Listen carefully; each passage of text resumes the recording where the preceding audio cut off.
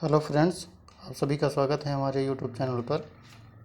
आज हम सभी एम्प्लॉयबिलिटी स्किल से संबंधित कुछ प्रश्न हल करने जा रहे हैं जो कि आने वाली परीक्षा की दृष्टि से बहुत ही उपयोगी हैं। ये आईटीआई के first year and second year तथा कॉमन ट्रेडों के लिए एम्प्लॉयबिलिटी स्किल के प्रश्न हैं, अतः आप सभी इनको ध्यानपूर्वक पढ़िए और याद करिए। आइए शुरू करते हैं आज के प्रश्न।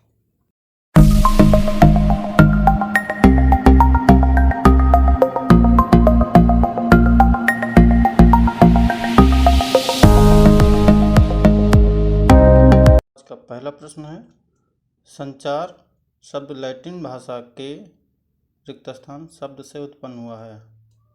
ऑप्शन दिया गया है, नंबर ए कम्युनिकेशन, बी है कम्युनिस्ट, सी है कॉमा, डी है स्पीकिंग। तो प्रश्न नंबर एक का सही आंसर होगा कम्युनिस्ट। आंसर नंबर बी इसका सही हो जाएगा। कम्युनिस्ट होता है, कम्युनिस्ट शब्द से उत्पन्न हुआ है संचार शब्द, तो इसका सही आंसर बी हो जाएगा। अगला प्रश्न है प्रश्न नंबर 2, संचार कितने प्रकार के होते हैं। सभी को मालूम होगा संचार 3 प्रकार के होते हैं, इसलिए इसका सही आंसर बी सही हो जाएगा। संचार के 3 प्रकार होते हैं, लिखित संचार, मौखिक संचार और सांकेतिक संचार। 3 प्रकार के संचार होते हैं। प्रश्न नंबर 3, शाब्दिक लिखित संचार का प्रयोग भूतकाल में किसी घटना के विषय में लिखकर बताया जाता है। नंबर ए है रिपोर्ट, बी है ईमेल, सी है पत्र, डी है ये सभी। तो इसका सही आंसर डी सही हो जाएगा, ये सभी प्रकार होते हैं।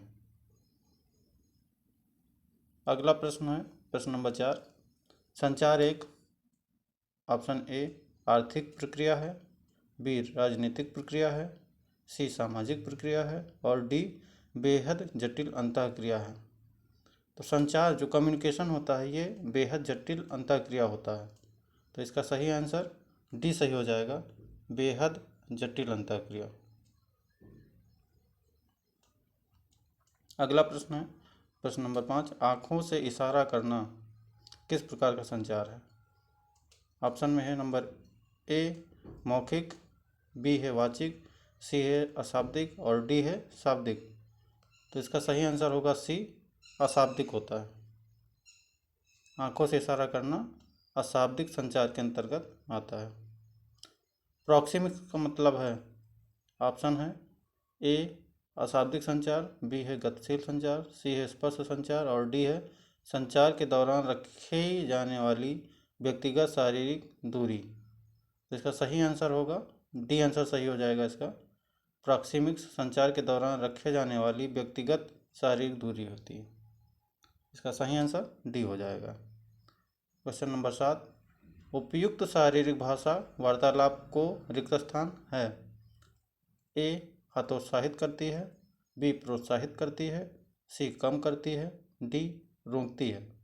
तो इसका सही आंसर बी सही हो जाएगा, प्रोत्साहित करती है। अगला क्वेश्चन, संचार के कितने तत्व होते हैं या संचार के कितने सिद्धांत होते हैं। ऑप्शन ए 2, बी है 4, सी है 5, डी है 7। तो संचार के 7 तत्व होते हैं जो निम्न प्रकार से हैं। पहला है साधारण एवं सरल भाषा, दूसरा है पूर्वाग्रह से बचना, तीसरा है व्यवस्थित संदेश वहन, चौथा है प्रत्यक्ष संदेश वहन और पांचवा है आपसी सद्भावना में विश्वास, छठा है संदेश का यथा समय संप्रेषण और सातवां है प्रेषक की सुनने में दक्षता। ये 7 प्रकार आपके होते हैं संचार के सिद्धांत कहते हैं या तत्व बोलते हैं। अगला प्रश्न है, पृष्ठपूर्ति क्या है। ऑप्शन ए संप्रेषक का संदेश, बी है प्राप्तकर्ता की प्रतिक्रिया, सी है माध्यम द्वारा संदेश प्रसारण, डी है प्राप्तकर्ता द्वारा किया गया श्रवण। तो क्वेश्चन नंबर 9 का सही आंसर हो जाएगा बी प्राप्तकर्ता की प्रतिक्रिया, ये सही आंसर हो जाएगा आपका। अगला प्रश्न है प्रश्न नंबर 10, निम्नलिखित में से कौन अच्छा संप्रेषण है। तो जो संदेश हमारा स्पष्ट और सीधा हो वही अच्छा संप्रेषण कहलाता है। तो इसका सही आंसर ए सही हो जाएगा, क्वेश्चन नंबर 10 का आंसर ए सही हो जाएगा, संदेश स्पष्ट और सीधा हो। क्वेश्चन नंबर 11, इनमें से अच्छा संचार कौन सा है? ए है प्रेषक प्राप्तकर्ता के प्रति आक्रामक है, बी है प्राप्तकर्ता प्रेषक की बात नहीं सुनता है, सी है संदेश अस्पष्ट है, डी है संदेश स्पष्ट और सीधा है। इसमें से कौन सा संचार अच्छा है? तो इसका सही आंसर होगा ए, प्रेषक प्राप्तकर्ता के प्रति आक्रामक है। तो सही आंसर ए हो जाएगा। अगला क्वेश्चन, क्वेश्चन नंबर 12, किस संचार में स्थिरता अधिक होती है? तो जो लिखित संचार होता है, रिटन कम्युनिकेशन, वो हमारा स्थिर संचार के अंतर्गत आता है, इसलिए इसका सही आंसर बी आंसर सही हो जाएगा, लिखित संचार। अगला क्वेश्चन हमारा है, प्रभावी संचार के मार्ग में सबसे बड़ी बाधा है? नंबर ए, प्राप्तकर्ता की अनिच्छा, बी, पृष्ठपूर्ति का अभाव, सी, शब्दों की अस्पष्टता, डी, कमजोर माध्यम। तो इसका सही आंसर ए हो जाएगा, प्राप्तकर्ता की अनिच्छा, क्योंकि अगर जो सुनने वाला है, जो हमारा रिसीवर है, उसकी इच्छा नहीं है तो हम उससे संचार या कम्युनिकेशन नहीं कर सकते हैं। तो ए ऑप्शन इसका सही हो जाएगा, प्राप्तकर्ता की अनिच्छा संचार के मार्ग की सबसे बड़ी बाधा है। अगला प्रश्न है प्रश्न नंबर 14, संचार में बाधाओं को दूर करने के उपाय से संबंधित है? विषय का ज्ञान, बी है माध्यम की स्पष्टता, सी है ए बी दोनों, और डी है इनमें से कोई नहीं। तो क्वेश्चन नंबर 14 का सही आंसर हो जाएगा सी, ए और बी दोनों। अगला प्रश्न हमारा प्रश्न नंबर 15, प्रभावी संचार सहायक होता है? ऑप्शन ए, सामाजिक संबंधों के निर्माण में, बी, अंतर्वैयक्तिक संबंधों के निर्माण में, सी, बेहतर समाज के निर्माण में, और डी है उपरोक्त सभी। क्वेश्चन नंबर 15 का सही आंसर डी हो जाएगा, क्योंकि ये सभी सहायक होते हैं प्रभावी संचार में। इसका सही आंसर डी हो जाएगा। अगला प्रश्न है प्रश्न नंबर 16, संचार की प्रक्रिया के दौरान प्रेषक एवं प्राप्तकर्ता दोनों से संबंधित तत्व है? ऑप्शन है ए, व्यक्तित्व, श्रवण कौशल, अभिव्यक्ति क्षमता, बी है प्रेरणा, मनोवृत्ति, व्यवहार, सी है प्रेरणा, विश्वास, अभिरुचि, डी है मनोवृत्ति, योग्यता और पूर्ववृत्ति। तो क्वेश्चन नंबर 16 का सही आंसर हमारा बी हो जाएगा सही, प्रेरणा, मनोवृत्ति और व्यवहार सही हो जाएगा इसका आंसर नंबर बी। अगला प्रश्न है प्रश्न नंबर 17, सूचना संप्रेषण की तकनीकों में शामिल नहीं है?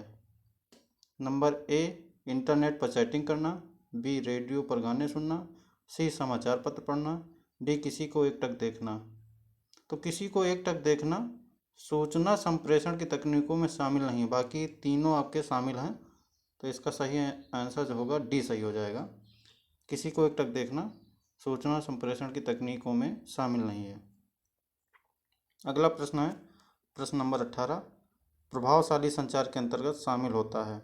नंबर ए, व्यवस्थित संदेश वहन, बी है प्रेषक की सुनने में दक्षता, सी है सद्भावना, डी है ये सभी।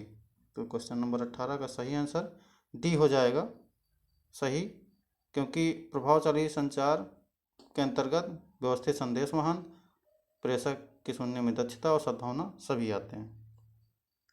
क्वेश्चन नंबर 19, निम्न में से कौन सा एक संचार बाधा से संबंधित है?